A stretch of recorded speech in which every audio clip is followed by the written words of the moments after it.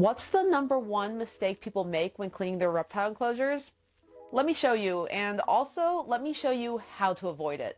Over the years, I've experimented to figure out the best way to clean my reptile enclosures while keeping me sane because it can be a lot of work. So I've developed a 4-step cleaning program that has made it so much easier to keep my enclosures clean and also extremely healthy for my reptile friends. And please stick through watching all 4 levels of clean because you're totally going to want to know all about these levels in order to keep your reptiles safe and healthy for years to come. So let's splash right on in.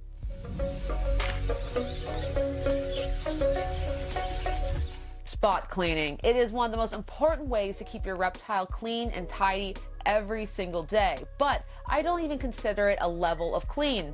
Go figure.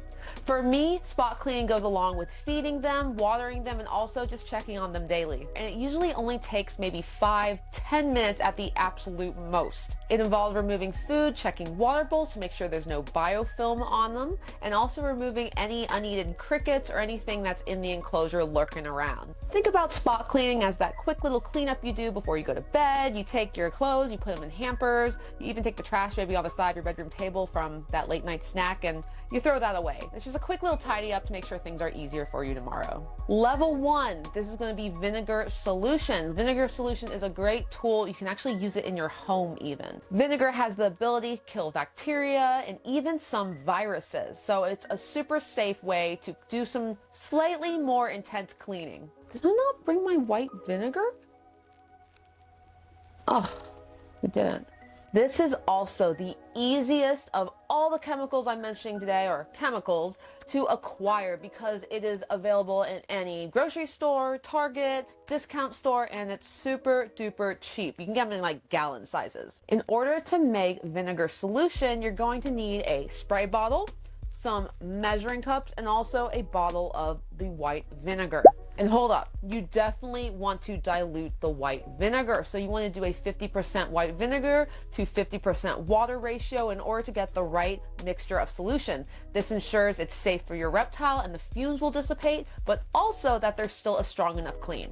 Now, since you made your 50-50 solution, you're going to go ahead and throw it into a spray bottle. Any spray bottle works awesome. The thing is, you just want to make sure that there were no other chemicals or household solutions in here prior because it could leave a residue and that opens a whole other can of worms. Makes me paranoid. Just do not do it. Buy a brand new spray bottle.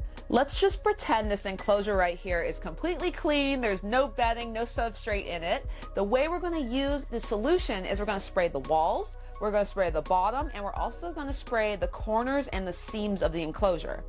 This ensures that every area gets a good amount of solution, but I always make sure to focus on the corners as well as the bottom because that's where all the gunk and the poop accumulates, and we want to make sure we hit those extra hard. And do not forget about cleaning the decor and the water bowls and the food bowls and everything else in the enclosure as well. You're going to dump those into a separate bucket, spray those down, and also let all those areas that you sprayed down with your solution for 15 minutes.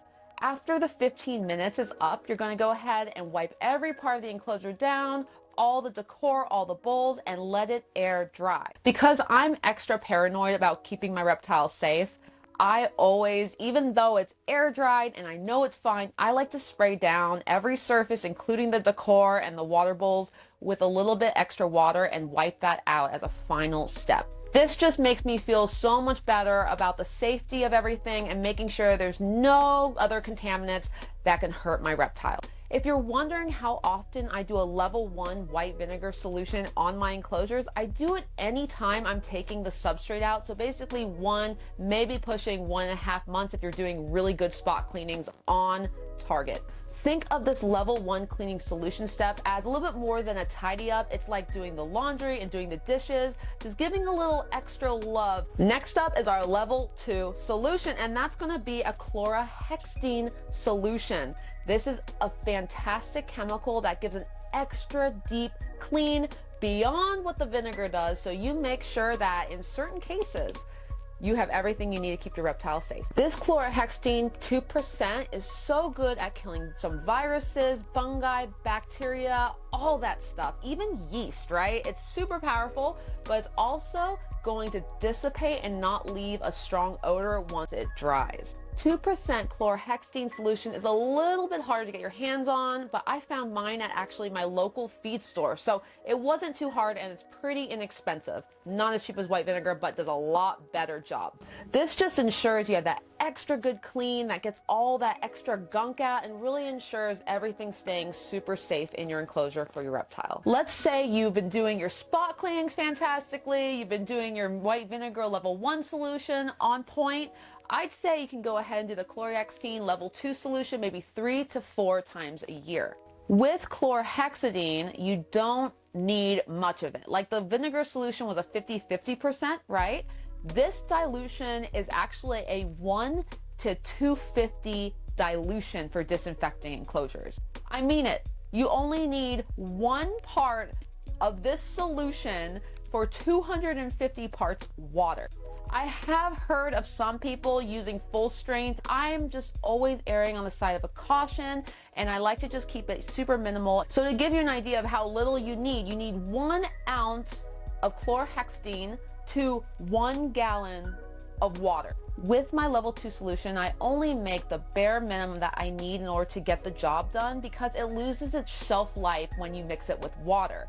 So it's only going to last around 6 weeks. So if you make a huge gallon amount, make sure you're going to use that. Otherwise, you're just wasting money. Once you have your level 2 cleaner diluted correctly, you're going to do the exact same thing you did with your level 1, and you're going to throw it into a spray bottle, a different spray bottle, and you're going to spray down your enclosure. You're going to spray down your decor and your bowls separately. The thing is, you're going to want to make sure that this sits for around 20 minutes to make sure it fully takes action in your enclosure. Consider chlorhexidine as a spring cleaning type situation. So you're dusting, you're getting all the nooks and crannies that you normally just kind of like walk by and ignore. You're really getting a much deeper clean and making sure things are much healthier for your reptile friend. If your reptile had a respiratory infection or maybe like a scale rot situation, I would go ahead and use this solution to clean it up, but I would even think about moving on to the level 3 solution just to make sure everything's safe for the animal. Spot cleaning, the level 1 solution with vinegar and the level 2 solution with chlorhexidine are the ones you're going to be using the most. You can usually just stop right there, but there is circumstances that you're going to want to go super hardcore and move on to a 3rd level of cleaning. I use my level 3 cleaning solution in situations where maybe there's an old enclosure that I'm now utilizing for a new animal, or I had a sick enclosure that I want to make safe again for a different animal.